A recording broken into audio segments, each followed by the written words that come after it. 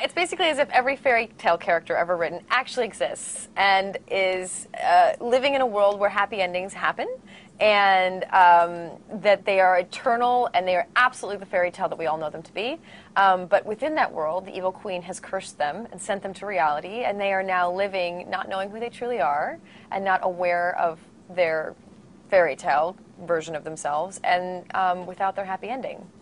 And within our show, there has been this prophecy that the child of Snow White and Prince Charming will come back on her 28th birthday, and she will start what they call is the final battle, which will be the battle to regain all the happy endings and restore the fairy tale characters to their true identities. Our creators, Eddie Kitsis and Adam Horowitz, are creative geniuses of sorts, and you know, all the best writing seems to be around television these days. And you know, when you read a script like that as an actor, you think, yeah, I got to do that. I just have never come across a script like this ever.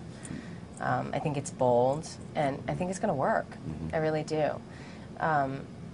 But it's fun for actors to read a script like this and go, oh my gosh, there's so much to do here, and this can go in so many different directions, and how cool is that? It's a challenge every day. You read it and you think, what's great about it is you think, I don't know if I can do this.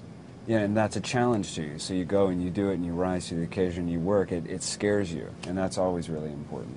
Our world is comprised completely of fairy tale characters who all lived together in the fairy tale world, but also are living together not knowing who they are in this modern town called Storybrooke. Yeah. And yes, I think everyone's going to be as tickled as we have been in creating the show, watching and learning about their favorite, for instance, princesses, and being able to really explore the possibilities of how they became who they are and what was happening off page. And really our show is not examining the period of time that is, for instance, the Snow White story we all know, but is really, you know, asking the question, how did the evil queen become evil, and how did Snow White and Prince Charming really meet? And was this really all about why did vanity they fall and in love? beauty? And why is it such a strong love? And what would happen if they had this like love child named Emma Swan, and there was a curse, and they had to send her off into reality and to safety? And our show, even though it derived from these stories, our characters are so different. I think they are. I mean, there are elements that stem from the stories that we know, but these characters are so much more layered, and they're much more humanized. I think they are. They're extremely complex. So I think people are going to find them really interesting. And, oh my God, I never knew that about Prince Charming, or, oh, I never knew that about Grumpy, and why is he grumpy? And it's really compelling in that way.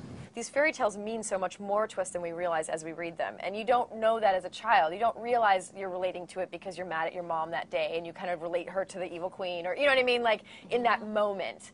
And so I think it's interesting now to be doing this as an adult and doing such a sort of a deeper, darker, more mature version of what's going on, because all of that's still going to speak through it. You know, the stories and the underlying messages and the underlying ideals and ethics and cautionary tales and all these things are still like living under all of it. And I think that people sense that the same way they sensed it as a child reading the story as a fairy tale. So I think it'll be interesting to have those different levels existing within the show.